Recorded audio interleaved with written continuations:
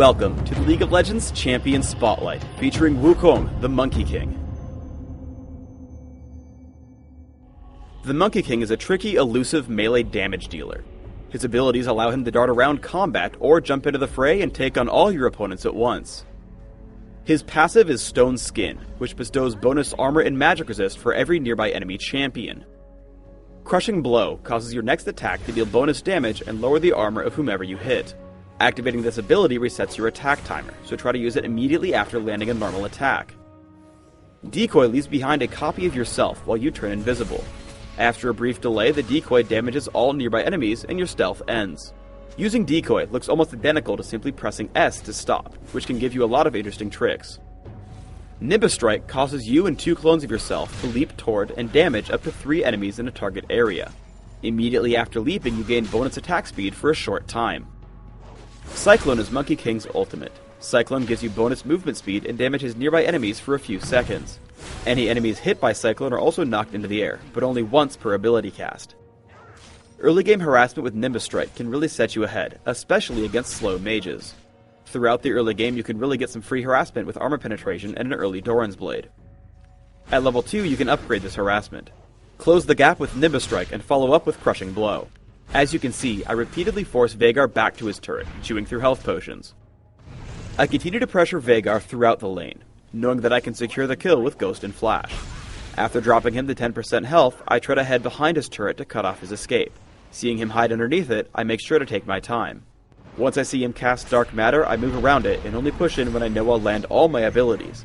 I flash out and take the kill relatively unscathed. Cyclone is a great way to set up for your teammates. I see Pantheon begin Grand Skyfall, so I use Ghost and Cyclone to guarantee a knock-up on Veigar. Once I know the kill is secured for Pantheon, I back off to make sure I survive the encounter.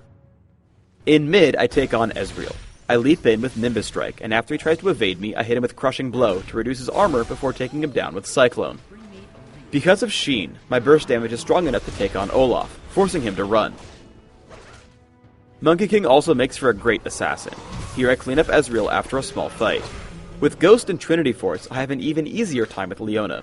With over 500 movement speed, there's no chance for her to escape, especially when I trigger the slow from Trinity Force. Monkey King has a ton of hidden complexity. As I run from the fight in mid, I decoy and then change directions, hoping that my opponents will continue to head left. They guess correctly, so I Nimbus Strike to the enemy farther away, which allows me more distance from the enemy Monkey King. Once I make it out, I see Leona get into a fight. Unfortunately, upon seeing Veigar, I don't see any way of helping, so I have to let her die. After retreating, I see decoys back up, so I stay around to see if I can get into a fight. Sure enough, the enemy Monkey King shows up. In close quarters, you want to lead with Crushing Blow, as it will make Nimbus Strike deal more damage. At this point, I decoy. Pantheon is coming in from the top left. My decoy is camping in the brush, and I head to the bottom right.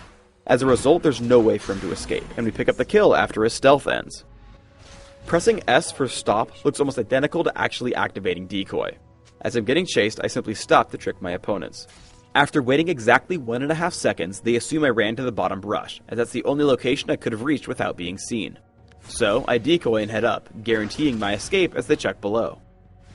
We get into a large team fight in mid. Immediately I head for Olaf to try to save my teammate. As I chase, I can't quite get into range for Nimbus Strike. However, I know it will target multiple enemies, so I jump to Ezreal and the resulting clones kill Olaf for me. I chase Ezreal with Cyclone and lead him to knock out Veigar and to wait for his Arcane Shift. As I Nimbus Strike Veigar, a perfectly timed flash allows him to escape me. Turning to Leona, I use a couple of small tricks and optimizations. I land Crushing Blow first to lower her armor, then I land a second basic attack, which lets her walk out of range, but I can Nimbus Strike to catch back up. I use Decoy, which allows me to get extra close with Leona while I wait for Crushing Blow's cooldown. I use the fact that Crushing Blow resets my auto attack timer to get 2 attacks in much more quickly than I would otherwise be able to. Let's show the previous trick more cleanly. We dive Ezreal at his turret.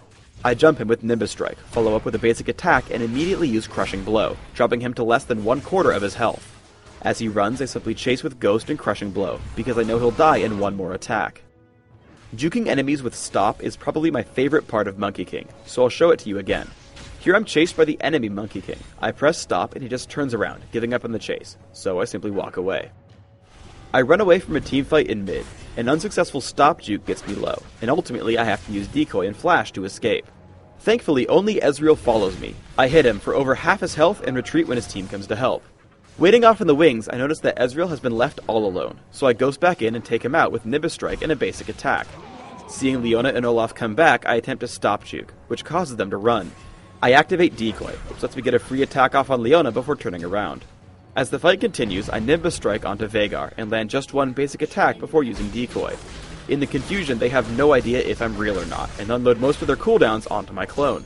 My teammate Leona joins the fight, so I head back in, taking down Olaf before escaping. For runes, I take Armor Penetration Marks, Flat Armor Seals, Flat Magic Resist Glyphs, and Flat Health Regeneration Quintessences. This setup allows me the most power at early levels in lane, where you can really shine. My masteries are 0-21-9, with Ghost and Flash, allowing me to play extremely aggressively in lane, shrugging off most of the enemy minion damage. I take 2 points in Crushing Blow early, getting a single early point in Decoy, and maxing Nimbus Strike first, going back to Crushing Blow after. My goal is to have the same cooldowns on Crushing Blow and Nimbus Strike. Nimbus Strike gains more damage per level up, so this level order gives me the best harassment. For items, I take a Doran's Blade to start, almost always heading immediately to Mercury Treads, followed by Trinity Force. Beyond that, I choose to build him a bit tanky, but you can find a build that works for you. In the Spotlight, I built Atma's Impaler, Force of Nature, Blast Whisper, and Bloodthirster. Thanks for tuning in to the Wukong Champion Spotlight. Please subscribe to the Riot Games YouTube channel and leave us your comments below.